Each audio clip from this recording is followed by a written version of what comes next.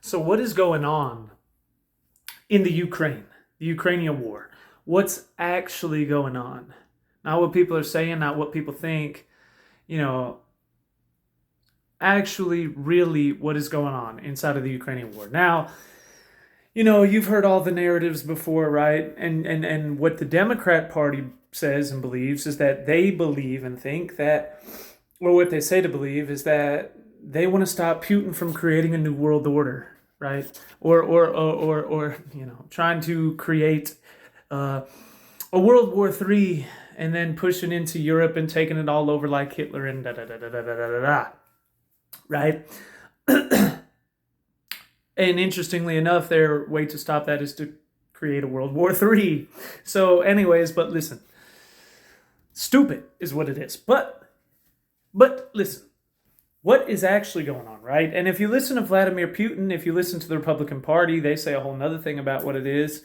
If you listen to Putin, he says that it's because NATO is right there on the Ukrainians' doorstep and he doesn't like that. And all of that is true too. That's all in there. It all has a little bit to do with it. But what's really going on in the Ukrainian war? What's actually happening? I'll tell you. Okay? This is the interesting thing that they never talk about in the Ukrainian war and what's really going on. Okay? In the Ukraine is called the breadbasket of Europe, right? Or the breadbasket of the world. They're called the breadbasket of the world. What does that mean? Well, the Ukraine has the richest farmland in the entire world. The only places that rival their farmland are the United States of America and Israel. Israel would be number one. But the Ukraine has the richest farmland in the whole world, right? It's right there, right underneath those. And it produces all the food that goes to Europe, that goes to Russia, that goes throughout Asia, the Middle East, to the whole world, okay? And it's been there for hundreds of years. Now, the thing is that here's what's so interesting about that, right? The Ukraine is already screwed either way they go. They're already screwed. And here's the reason why. When NATO and America decided that they were going to help the Ukraine, they called all that money that they gave them a loan. They called it a loan, not charity.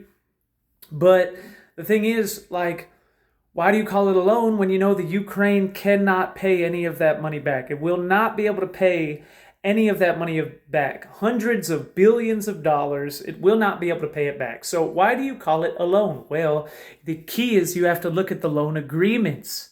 If you look in the loan agreements or the fine print or, the terms and conditions, if you will, of that loan, the thing about a loan is that there's always collateral damage, right? If you can't pay back a loan in money, then you have to pay back with something you own, right? They put up your car title, your house title, whatever it is, and that's why they call it a loan. A foreclosure, you put up the house, on a mortgage. But the Ukrainian loan that's owed to the United States of America and NATO, the collateral for that loan, the reason they called it a loan, is because of that farmland that's in the Ukraine, okay? That farmland has already been promised that no matter what happens in the Ukrainian war, they're already screwed.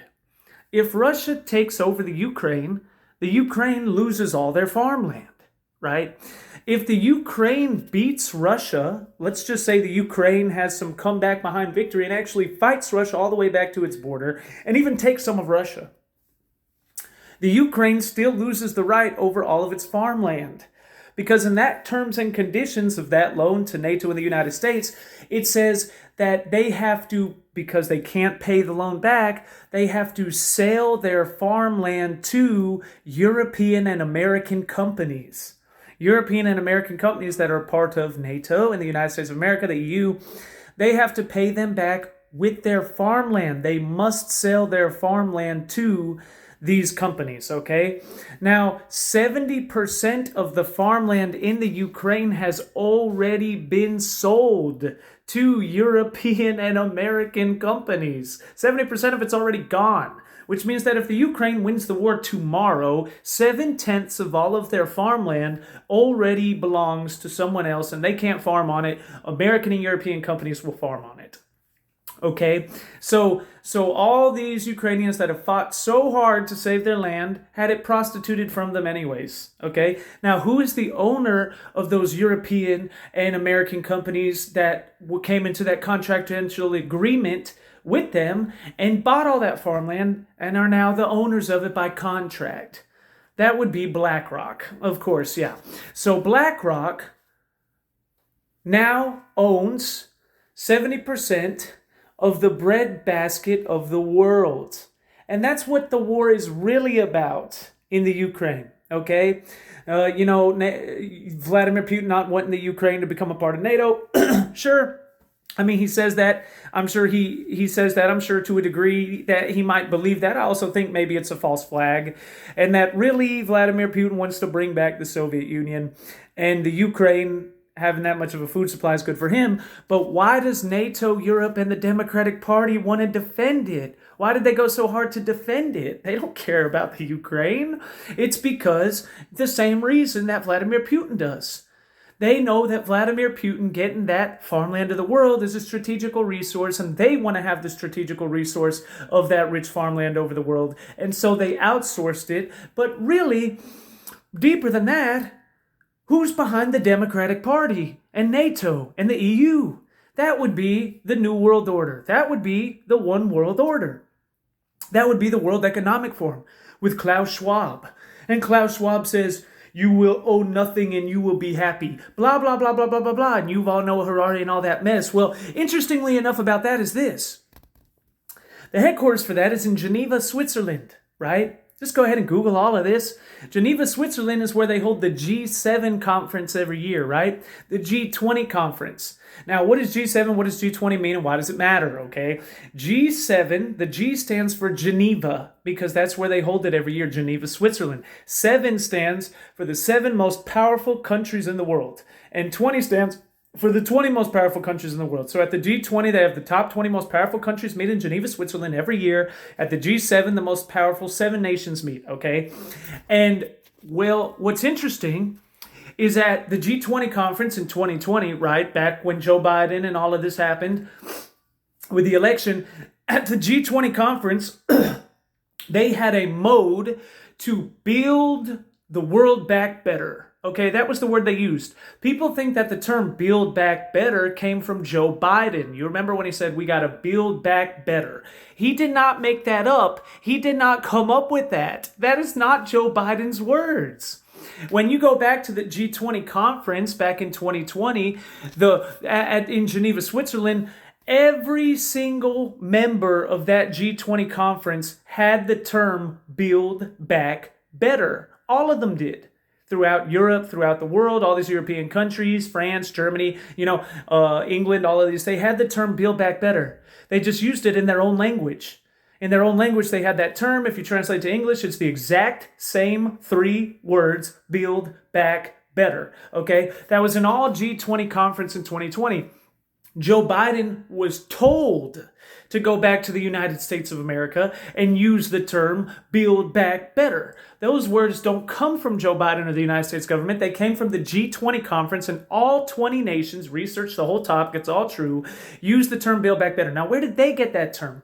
They got that term from Geneva, Switzerland, which is the capital headquarters of what? The World Economic Forum, with Klaus Schwab, who used the term build back better to describe building the world back better as a result of COVID-19. Okay? Now, interestingly enough, let's back it up a little bit. Where does Ukraine fit into this entire thing?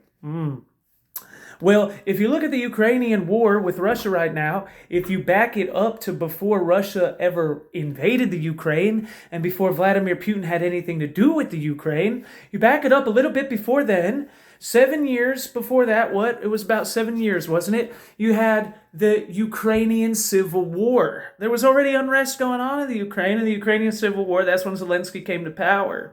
But what's interesting about that Civil War?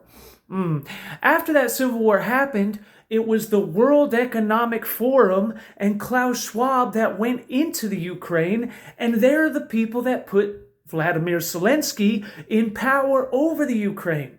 Vladimir Zelensky made a deal with the World Economic Forum where they told him they wanted to, that's right, you got the words, build back better. Those are the exact words that they used with Vladimir Zelensky 7 years ago, before there was ever a 2020 or COVID-19. They said they wanted to build the Ukraine back better as a result of that civil war that happened in the Ukraine years ago. When they put Vladimir Zelensky in office, they actually came to him and he went to the World Economic Forum. This is all on record. You could all see the whole thing. When he went there, he actually told him that they wanted the Ukraine to be the quote unquote example to the world, that they wanted to make it an AI utopia, an AI intertechnical utopia, where it would also be a green energy utopia, and it would be the most modern front of the fourth industrial revolution and would be assigned to the entire world of the new direction of the world that the world must go. They would use the Ukraine as like the little foster child of the World Economic Forum to prove that the new world order should be most replicated like this. They were going to do green energy and AI and all this kind of stuff. But for him, he had to sign an agreement for them to come into that nation and allow them to do that. And he did, and they did. So the World Economic Forum virtually took control over the entire economy of the Ukraine and all that rich farmland, where they built many, many, many, many different sites. And that's where the chemical factories and all the stuff come in there that people talk about all the time. Now, as a result of that, here's what happened, right? In the World Economic Forum, this is all true. Just go ahead and look it up, man. In the side of all this, right? When all this was happening, we go back to the 2020 election, you see that it was not just Donald J. Trump's election that he says was rigged and that was stolen from him. That was happening throughout the entire world. That was happening in European countries. That was happening in Asian countries, African countries. It was happening all over the world, Australia, Canada, where they were all claiming that they're, in South America, that they were all claiming that their elections were fake, falsified, and have been overrun. One of the most interesting ones of those is Brazil, right? In Brazil, within the exact same time frame, about a couple months later, you don't know how anybody doesn't see this, man. But the reason they don't see it is because they don't pay attention to world news and world events, because they're all watching, whatever the World Economic Forum tells them to watch all day, which is TV and bread and circuses. But listen, at the same time, the president of Brazil, he was called the Donald Trump of Brazil. He wanted to make Brazil great again, okay? He ran for re-election in Brazil, and he lost that election as well, on paper, just like Donald Trump did. This was months right after the 2020 election.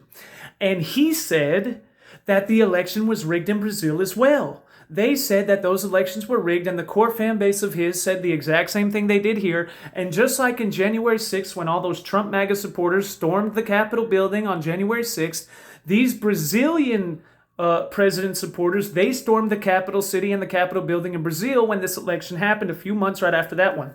The only difference is that in Brazil, they actually shot all of them to death and killed them. The Brazilian military and the Brazilian government went through the streets with tanks, you can look it all up, machine guns, and they shot all of his supporters to death, right? Actually, that's kind of what Nancy Pelosi wanted to do on January 6th, which is why right before the January 6th insurrection, quote-unquote insurrection, I don't call it that, I don't believe it was that, that's not what it was, but that's the word they used. Right before that happened, Nancy Pelosi actually requested that there would be tanks with big, giant M60 light machine gun 50 cal bullets running through the streets of Washington, D.C. that she wanted as security just in case there was any unrest or there was any riot. She said that before January 6th happened. It was denied because it sounded like, insanity. Why does she want tanks on the street? Then January 6th happened and we realized that it was her plan, that she would eventually have had those people mow down those people in the streets. Further affirmed that is a couple of months later when it happens in Brazil. That's exactly what happened. Those people got mowed down in the streets with giant machine guns, okay? Now, they still say to this day that election was rigged. Now, the person that rigged that election, he was also a part of that G20 conference, the Build Back Better, and he told Brazil he wanted to build Brazil back better. Interestingly enough. So what you see is during that 2020 election when all of these presidents were being ousted out, right? That's the same around the same time that Bibi Netanyahu was ousted out of Israel and all these other countries. All of these people were replaced with people that were in lockstep alignment with the New World Order and the World Economic Forum, including Joe Biden, including Brazil, including the guy that replaced Netanyahu in Israel, and all these places, okay? They replaced them everywhere. The only person in the world that was not signed up, the only powerful leader in the world that was not signed up for that idea and that deal was Vladimir Putin. Okay? Now, I'm not saying Vladimir Putin's a good guy. I'm not saying he's a wonderful, excellent guy. I don't think that he is. I think that he's a dictator. I think that he rigged all of his elections over the last 2 decades. But the thing is this, and I warned about him way before everybody else did. But the thing is this, though. Ironically enough, it was because Vladimir Putin was such a dictator and rigged his own elections that the World Economic Forum was not able to get a hold inside of Mother Russia and was not able to rig the elections against Putin. So as a result of that, they decided the only way to get rid of this guy would to be false flagging him into a World War III. Okay? And that's the reason why they pushed on NATO and the Ukraine. That's the reason why they pushed all that on there. They were trying to lure Putin into the Ukraine on purpose to create a World War III. Why would they do that, Joshua? You have to understand. You're dealing with the most evil people on the face of the earth. The New World Order, the World Economic Forum, Yuval Noah Harari, all these people. You're dealing with the most evil people on the face of the earth. They don't think the way you think. They don't see things the way you see them. They don't care about the Ukraine and a few 100,000 or a couple million Ukrainians that have to die as a result of them taking over the world. They don't care about that. What they were going to do and what their plan was to turn the entire world against Vladimir Putin so they could oust him out of Russia and they could remove him and then they could set up their own government and then bring the whole world into a unified New World Order. Now, interestingly enough, they weren't able to accomplish that because Vladimir Putin had already rigged the system in his favor.